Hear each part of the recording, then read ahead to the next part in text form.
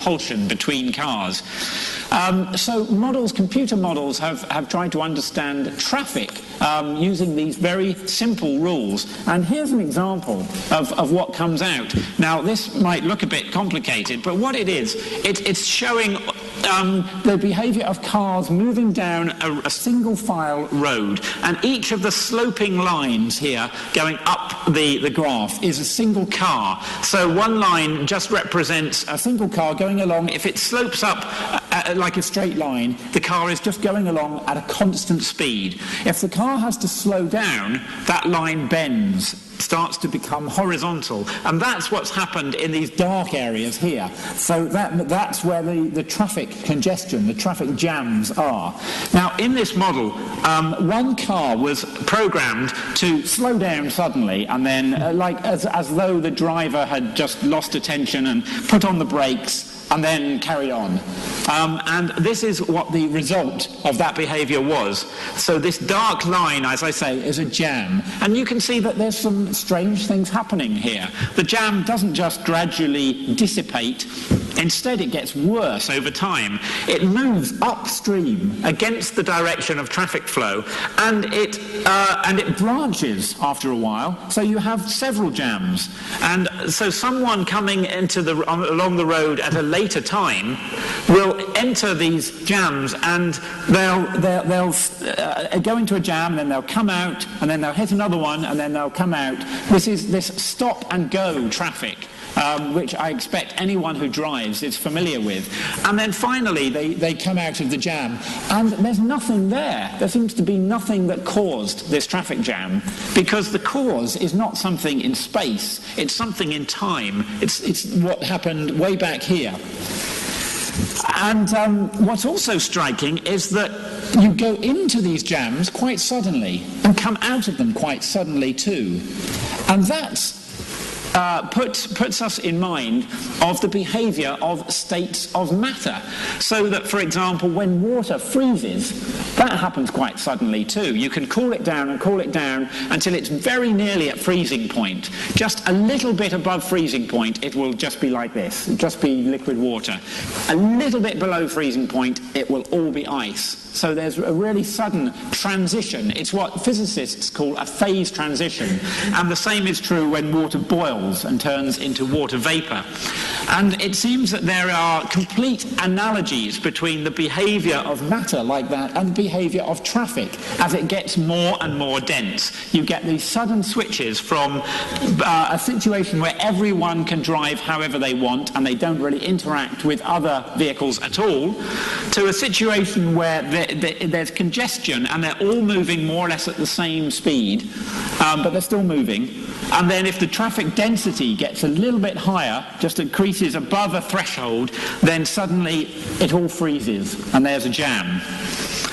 And traffic models like this are now being used in some cities in Germany and in the USA to help predict traffic flow. And they can also be used to help to design traffic layouts or to synchronize traffic lights, traffic signals. Now, one of the oldest forms of this modern social physics, which goes back to the 1970s, looks at how people influence one another when they make decisions.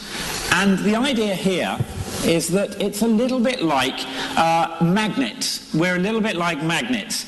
You can think of us as being like a system of little compasses that can point in one direction or another.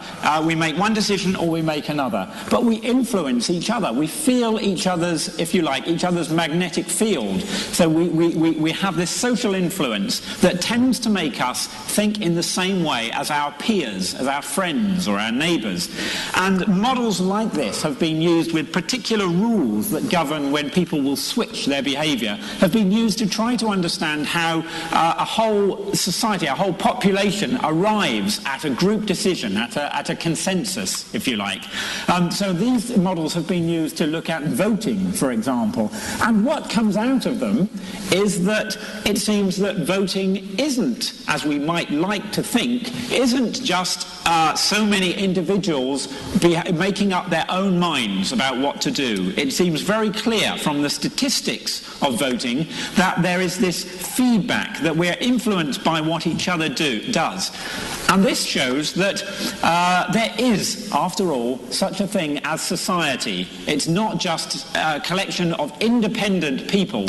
When we put those people together, they start to show some kind of collective behaviour.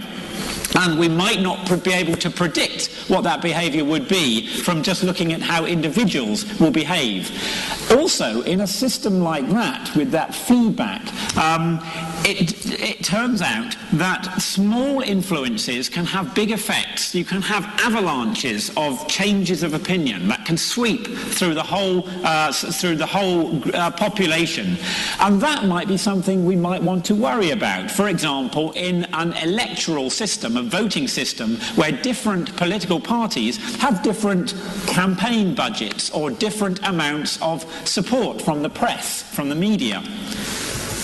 Now, economics is one